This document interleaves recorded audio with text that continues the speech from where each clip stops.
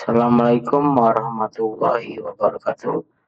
Om Swastiastu, Namo Buddhaya, salam kebaikan. Perkenalkan, nama saya Abdul Aziz, CPNS KPP Pangkal Pinang, Angkatan 7, Kelompok 4. Saya adalah seorang penata sumber daya baru tampil. Sebagai ASN, saya bangga menjadi bagian dari instansi yang berada di garda terdepan dalam misi kemanusiaan, menyelamatkan nyawa, memberikan pertolongan, dan menjadi harapan terakhir bagi masyarakat dalam keadaan darurat. Namun, di balik aksi heroik di lapangan, ada pula peran strategis yang menopang keberhasilan operasi pencarian dan pertolongan. Disinilah saya hadir sebagai Semara ASN yang berandil dalam membangun kekuatan dari balik layar. Sebagai penanam sumber daya teratur, tugas utama saya adalah membantu memastikan pengelolaan kepegawaian lingkungan kantor berjalan secara tertib, sistematis, sesuai regulasi. Saya terlibat dalam pengumpulan data kepegawaian, penyusunan bahan evaluasi, penataan informasi, penilaian kinerja ASN, serta pengelolaan dokumen kepegawaian lainnya. Jenis layanan yang saya lakukan meliputi layanan administrasi kepegawaian, mulai dari pengusulan kenaikan pangkat, penyusunan SKP, hingga pengelolaan disiplin dan pelatihan pegawai. Layanan ini harus dilakukan secara cepat, akurat, dan akuntabel. Kenapa? Karena pelayanan yang tidak tepat waktu atau tidak tepat prosedur dapat berdampak langsung pada moral, motivasi, dan profesionalisme para petugas di lapangan.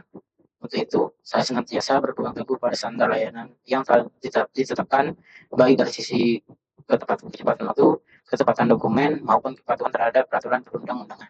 Misalnya dalam pengusulan kenaikan pangkat, saya harus memastikan bahwa seluruh berkas lengkap dan diverifikasi paling lambat 1 bulan sebelum batas waktu pengusulan.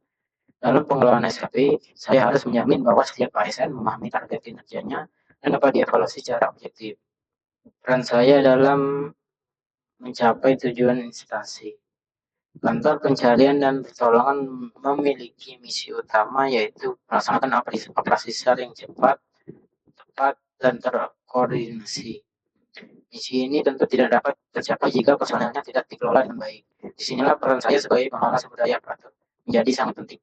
Melalui layanan kepegawaian yang profesional, saya memastikan bahwa seluruh ASN di lingkungan kantor mendapatkan hak dan memenuhi kewajibannya. Mereka bisa fokus menjalankan tugas operasional di lapangan karena administrasi dan pengembangan karirnya ditangani secara tertib dan transparan. Ini adalah bagian dari menciptakan budaya kerja yang sehat, sistem kerja yang efisien, dan organisasi yang adaptif. Selanjutnya langkah meningkatkan kinerja menurut perspektif manajemen ASN dan Smart ASN. Untuk memastikan bahwa kinerja saya dan organisasi menjadi lebih baik, saya mengambil pendekatan berbasis manajemen ASN modern dan prinsip Smart ASN. Berikut langkah-langkah yang saya terapkan. Satu, penguatan perencanaan kinerja.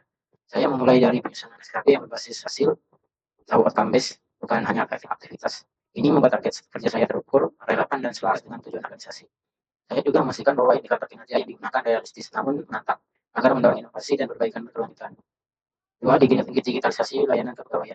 Untuk mendukung transparansi dan efisiensi, saya memanfaatkan aplikasi kepegawaian seperti e-kinerja, Edupak, dan aplikasi mandiri ASN.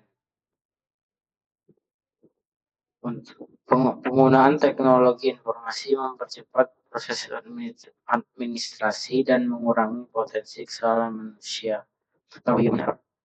Tiga, monitoring dan evaluasi berkala. Kinerja tidak hanya direncanakan, tapi juga harus dimonitor. Saya ingin menyusun laporan evaluasi kinerja ASN setiap 3 bulan untuk mengetahui pencapaian dan kendala yang ada.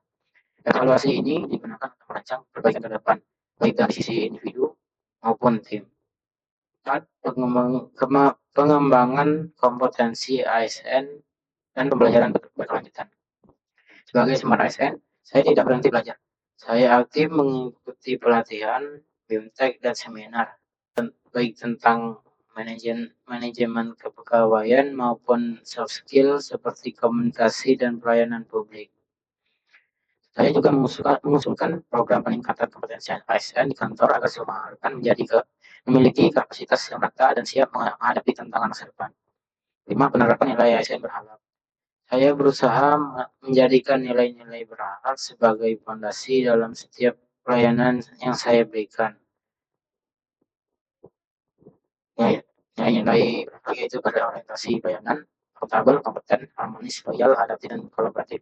Nilai-nilai ini bukan sekedar slogan, tetapi menjadi kompas moral dan profesional dalam berinteraksi dengan atasan, pekerja, dan masyarakat. Lalu, terakhir pengertian melalui perubahan positif. Saya percaya bahwa menjadi Smart ASN bukan hanya tentang kemampuan, tetapi juga tentang kemauan untuk berubah dan memperbaiki, bekerja dengan sistem, berpikir dengan strategi, dan melayani dengan hati. Itulah semangat saya. Saya akan terus menjadi bagian dari perubahan positif di instansi ini.